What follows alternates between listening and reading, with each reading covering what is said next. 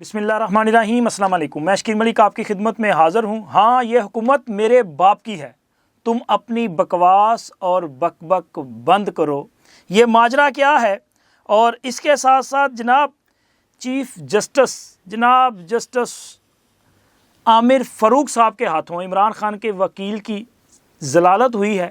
یہ تمام معاملات آپ کے ساتھ شیئر کریں گے، اور سب سے پہلے بات کریں گے عمران خان کا یہ جو معاملہ ہے عدالتوں والا، کیونکہ عمران خان کے کیسز آج اسلام آباد ہائی کورٹ میں تھے، سائفر کا اور توشہ خانہ کا کیس، اور ان کیسوں میں ان کے وکلا پیش ہوئے۔ لیکن اب مسئلہ یہ ہے کہ عدالت نے قانون اور آئین کے مطابق آگے بڑھنا ہوتا ہے۔ یہ آپ کی خواہش کے مطابق تو معاملات نہیں آگے جا سکتے۔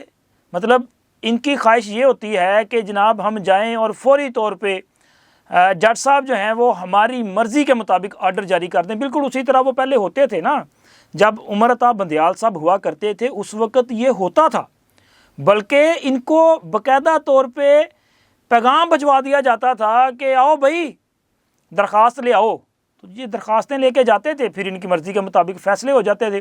ایون کہ عمران خان کو جب گرفتار کیا گیا تھا تو اسلام آباد ہائی کورٹ سے، تو اس وقت اسلام آباد ہائی کورٹ کے چیف جسٹس عامر فاروق صاحب نے ان کی گرفتاری کو درست اقدام قرار دیا تھا، لیکن بعد ازاں سپریم کورٹ میں چیف جسٹس جناب عمر عطا بندیال صاحب نے اس معاملے پہ اتنا سخت نوٹس لیا کہ انتظامیہ کو کہا کہ لے کے آؤ عمران صاحب کو، اور پھر جناب شہزادے کو پیش کیا گیا۔ شہزادہ جب عدالت کے سامنے آیا تو چیف صاحب جو ہے، کیا ان کے چہرے پہ نور چھایا، کتنی خوشی تھی، اپنے مرشد کا دیدار کیا نا۔ عمران خان یوتھیوں کا مرشد ہے، تو جناب علی گڈ ٹو سی یو کے ساتھ ان کو جو ہے وہ ریسیو کیا گیا، اور پھر ان کی مرضی کے مطابق کیس کی سماعت ہوئی۔ ان کو کہا جائیں آپ ذرا چل پارٹی کریں، ان کو وہ پولیس لائن میں ریسٹ ہاؤس میں بھیج دیا گیا، اور وہاں پہ پوری رات انہوں نے گزاری۔ صدر صاحب اس وقت کے وہ یوتھیا صدر جن سے پاکستان کی اللہ اللہ کر کے جان چھوٹی ہے، عارف الوی صاحب پکوان لے کے، اسپیشل پکوان لے کے ان کے لیے وہاں پہ پہنچ گئے، اور جا کے جناب گپ شپ لگائی۔ عمران صاحب نے پوری ایک رات گزاری، اور اگلے دن عمران صاحب کو کہا گیا کہ آپ اسی طرح اسلام آباد ہائی کورٹ چلے جائیں، اور چونکہ حکم تھا اس وقت کے چیف جسٹس کا، تو پھر ہم نے دیکھا کہ جس جج نے یہ فیصلہ دیا تھا کہ ہاں عمران خان کی گرفتاری جو ہے یہ قانونی ہے، پھر انہوں نے ہی اسی عدالت میں یہ فیصلہ ہوا کہ جی عمران خان صاحب کی گرفتاری جو ہے وہ غیر قانونی ہے، اور عمران خان صاحب کو مکمل فیسیلیٹیشن کے ساتھ ان کی رہائش گاہ زمان پارک تک بھجوا دیا گیا۔ حالانکہ وہ جو فیصلہ تھا وہ فیصلہ جج صاحب نے تحریر ضرور کیا تھا، لیکن ڈکٹیٹ اسے عمران خان کے وکلا نے کیا تھا۔ یاد ہے نا، عمران خان کے وکلا نے کہا تھا کہ نہیں جی ہم یہاں سے نکلیں گے تو ہمیں یہ کسی اور مقدمے میں گرفتار کر لیں گے۔ انہوں نے کہا جی کسی اور مقدمے میں گرفتار نہیں، ہم جب اسلام آباد کی حدود سے نکلیں گے تو پنجاب پولیس پکڑ لے گی۔ انہوں نے کہا جی پنجاب پولیس بھی نہیں پکڑے گی، جی ہمیں اٹک پولیس پکڑ لے گی، ہمیں فلاں پولیس پکڑ لے گی، گجرانوالہ پولیس پکڑ لے گی۔ تو یہ ساری چیزیں اس فیصلے میں ڈکٹیٹ کرواتے گئے اور ایڈ کی جاتی رہی، ایون کہ یہاں تک جج صاحب نے کہا کہ پورے پاکستان کی پولیس انہیں گرفتار نہیں کرے گی، انہیں باحفاظت ان کی رہائش گاہ زمان پارک تک پہنچایا جائے گا، اور ان کو زمان پارک تک پہنچایا گیا۔ اور اب بھی ان کے ذہن میں یہی ہے کہ ہم جائیں گے اور جا کے جو کہیں گے وہ ہو جائے گا۔ اب انہوں نے جو وہاں پہ درخواستیں دائر کی ہیں، ایک تو ان میں جو قانونی نکات ہیں وہ مطلب میچ ہی نہیں کرتے معاملات کے ساتھ، ان پہ اعتراض ہے، ان کی درخواستوں پہ اعتراض ہے۔ یہ کہتے ہیں جی اعتراضات کے باوجود آپ ہماری درخواستوں پہ سماعت کریں۔ تو جج صاحب نے کہا کہ ٹھیک ہے، ہم جو ہے اس پر اعتراضات پر جو ہے وہ آئندہ سماعت کر لیں گے۔ اور انہوں نے کہا جی آپ سائفر پہ سماعت کر لیں، توشہ خانہ پہ، انہوں نے کہا جی اکٹھی کر لیں گے، لیکن ان کے وکیل صاحب اس پہ ذرا وہ اپنا آپے سے باہر ہو گئے، سلمان صفدر صاحب اور جناب بیرسٹر علی ظفر صاحب۔ تو پھر چیف جسٹس صاحب نے ذرا تھوڑی سی سختی کا مظاہرہ کیا، اور ان کی سختی کو دیکھتے ہوئے ان کے وکلا جو ہیں وہ پھر ذرا ان کو وہ کیا کہتے ہیں ہزیمت کا سامنا کرنا پڑا، اور انہوں نے کہا جی ٹھیک ہے پھر آپ کی مرضی ہے جو آپ کو لگے، لیکن یہ تو سارے تخیری حربے ہیں۔ اور یہ بات کر کے وہ عدالت سے باہر آ گئے، اور باہر آ کے بھی انہوں نے یہی باتیں کی۔ علی ظفر صاحب کہتے ہیں کہ عدالت جو ہے وہ تخیری حربے استعمال کر رہی ہے کہ عمران خان کو جتنے دن زیادہ جیل میں رکھا جا سکے وہ رکھ لیں۔ اچھا بندہ ان سے سوال پوچھے یار کیا عمران خان کے خلاف یہ آخری کیس ہے؟ کیا عمران خان کی اس کیس کے بعد جو ہے وہ ضمانت ہو جائے گی، وہ ریلیز ہو جائے گا؟ اور یار عمران خان کے خلاف تو بے شمار کیسز ہیں، اور بہت سارے ایسے کیسز ہیں جن میں عمران خان کی مطلب آپ سوچیں جی، عمران خان توشہ خانہ میں بھی اس کی ضمانت ہوگی، اور سیفر میں بھی ضمانت ہوگی، اور عدت میں نکاح والا جو معاملہ ہے اس پہ بھی ضمانت ہوگی، تو یار پھر بھی عمران خان نے باہر نہیں آنا۔ یہ قوم یوتھ کو صرف بیوقوف بنانے کے لیے روزانہ شوشہ چھوڑتے ہیں کہ آج عمران خان کی رہائی کا آرڈر جاری ہو جائے گا اور رات کو عمران اڈیالہ سے باہر آ جائے گا۔ بس ان کو روزانہ جو ہے وہ ان کے کلٹ کے لیے یہ ماشاءاللہ اس طرح کا شوشہ چھوڑتے ہیں کہ چلیں جی اسی بہانے وہ لگے رہیں کہ ساڈا مرشد آ رہا ہے، اور بھائی مرشد کوئی نہیں جی آ رہا۔ اور اب دیکھیں نا، اگر مرشد باہر آ رہا ہو تو علیمہ خان جو ہے وہ اتنی زیادہ فرسٹریٹڈ ہو، ان کو دیکھیں نا، ان کے اپنا جب وہ باتیں کرتی ہیں نا تو ان کی زبان سے الفاظ نہیں بلکہ انگارے برستے ہیں، اور وہ اس قدر وہ غصے کا اظہار کرتی ہیں۔ ان سے بھی پوچھا گیا کہ جی آپ نے یہ تو وہ تو چیف جسٹس کا نام لیتے ہوئے ان کی زبان جو ہے وہ غصے سے تھر تھرا رہی تھی کہ ہم نے کچھ کہہ دیا تو پھر یہ ہو جائے گا۔ یہ ساری محنت کر رہے ہیں کہ کس طرح سے کیس کو ڈیلے کرنا ہے۔ چیف جسٹس عامر فاروق کا نام لے کے کہتی ہیں کہ یہ محنت کر رہے ہیں کہ جی عمران خان کو انہوں نے رکھا ہوا ہے، اور کہتی ہیں ہمارا تو یہ موقف ہے کہ عمران خان کو جیل میں ہونا ہی نہیں چاہیے، بالکل نہیں ہونا چاہیے۔ لیکن اگر عمران خان نے توشہ سے گھڑی چوری نہیں کی تو نہیں ہونا چاہیے۔ اگر عمران خان نے گھڑی اوپن مارکیٹ میں فروخت نہیں کی تو نہیں ہونا چاہیے۔ اگر عمران خان نے جعلی رسیدیں توشہ خانہ میں جمع نہیں کروائیں تو نہیں ہونا چاہیے۔ اگر عمران خان نے توشہ خانہ سے مہنگے تحائف سستے داموں لے کے اوپن مارکیٹ میں مہنگے بیچنے کا کاروبار نہیں کیا تو نہیں ہونا چاہیے۔ اگر ان کی اہلیہ محترمہ نے پراپرٹی ٹائکون سے، بزنس مینوں سے مہنگے تحفے نہیں لیے، ان سے 5 کیرات کی ہیرے کی انگوٹھیاں گفٹ کے طور پہ نہیں لی، اور ان کی فائلوں کو ٹائر نہیں لگوائے تو عمران خان کو جیل میں نہیں ہونا چاہیے۔ یہ سچ ہے۔ اور اسی طرح اگر عمران خان صاحب نے پاکستان کے آفیشیل سیکرٹ ڈاکومنٹس کو دنیا کے سامنے، لوگوں کے سامنے نہیں لہرایا تو انہیں جیل میں نہیں ہونا چاہیے۔ اگر عمران خان نے آفیشیل سیکرٹ ایکٹ کی خلاف ورزی نہیں کی تو انہیں جیل میں نہیں ہونا چاہیے۔ اگر عمران خان صاحب نے اپنے حلف کی پاسداری کی ہے تو پھر انہیں جیل میں نہیں ہونا چاہیے۔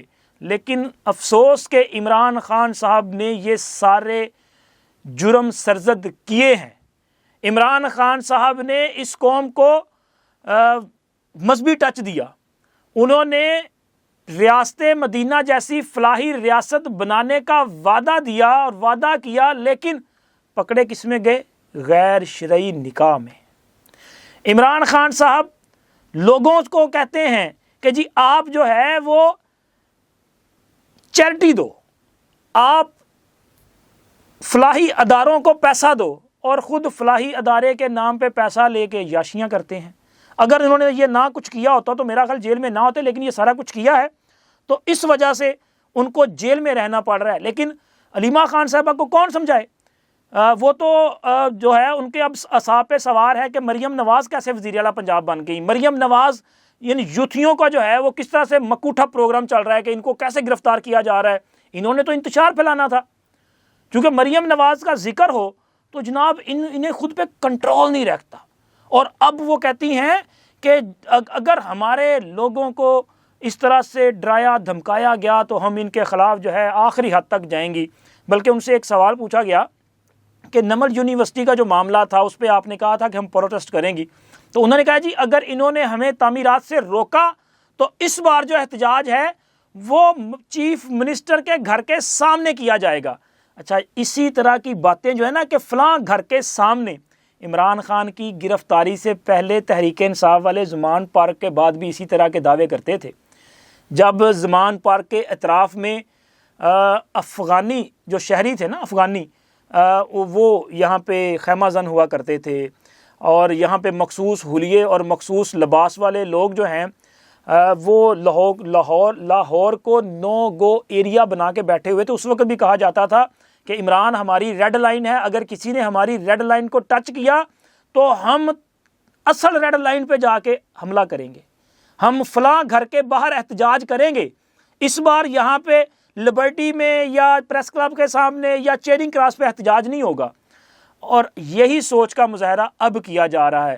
چیف منسٹر ہاؤس کے باہر آپ نے احتجاج کرنا ہے تو میرا خیال ہے کہ پھر دم دم مست قلندر ہوگا، ہمت کیجئے گا، کیونکہ آپ کے لوگوں سے جو چیزیں برآمد ہوئی ہیں نا، وہ احتجاج کرنے کے دوران جو مسئلے وغیرہ لے کے آئے تھے، ذرا دوبارہ آئیے گا تو پھر آپ کو پتہ چلے گا کہ کس طرح سے طبیعت جو ہے وہ صاف ہوتی ہے۔ اور مریم نواز جو ہیں وہ بڑے دبنگ انداز میں ایز اے چیف منسٹر جو ہے وہ اپنی ذمہ داریاں انجام دے رہی ہیں۔ وہ اگر عوام کے ریلیف پہ فوکس کر کے بیٹھی ہیں، اگر انہوں نے رمضان ریلیف پیکج پہ مکمل مانیٹرنگ کر رہی ہیں اور وہ یہ چاہ رہی ہیں کہ پنجاب میں ایک بہتر نظام جو ہے وہ سامنے آئے، وہ چاہ رہی ہیں کہ عوام کو یہ جو مہنگی چیزیں ملتی ہیں یہ سستے داموں ملیں، وہ چاہتی ہیں کہ یہ پرائس کنٹرول کمیٹیاں جو اس سے پہلے صرف الفاظی تھی، جو اس سے پہلے صرف کاغذی کاروائی تھی، اس کے علاوہ کچھ نہیں تھا، گراؤنڈ ریئلٹیز یہ ہے کہ کوئی اس قسم کا کوئی ادارہ ہی موجود نہیں ہے اور کوئی ایسی شخصیات ہی موجود نہیں ہے جنہوں نے کاروائی کرنی ہے، سب فرضی کام ہے۔ مطلب وہ جو مجسٹریٹ وغیرہ تھے پرائس کنٹرول کمیٹیوں والے، وہ جو لوگوں کو جرمانے کیا کرتے، اس کا مطلب یہ ہے کہ وہ سارا فراڈ ہی تھا، وہ پیسہ کدھر جا رہا تھا؟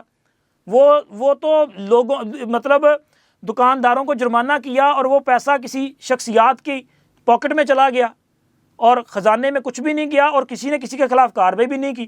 اب وہ کہہ رہی ہے جی ہم نے اس پر جو ہے باقاعدہ طور پہ ایک ادارہ بھی قائم کرنا ہے اور سخت کارروائی بھی کرنی، یہ بھی اچھی بات ہے۔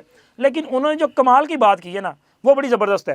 انہوں نے یہ سوال ان سے پوچھا گیا کہ جی یہ جو نگہبان رمضان پیکج ہے، اس کی یہ جو پیکنگ ہے اس پہ میاں نواز شریف کی تصویر لگائی گئی ہے اور اس پر بڑا احتجاج کیا جا رہا ہے، بڑا اعتراض کیا جا رہا ہے۔ تو انہوں نے کہا جی پنجاب میں حکومت کس کی ہے؟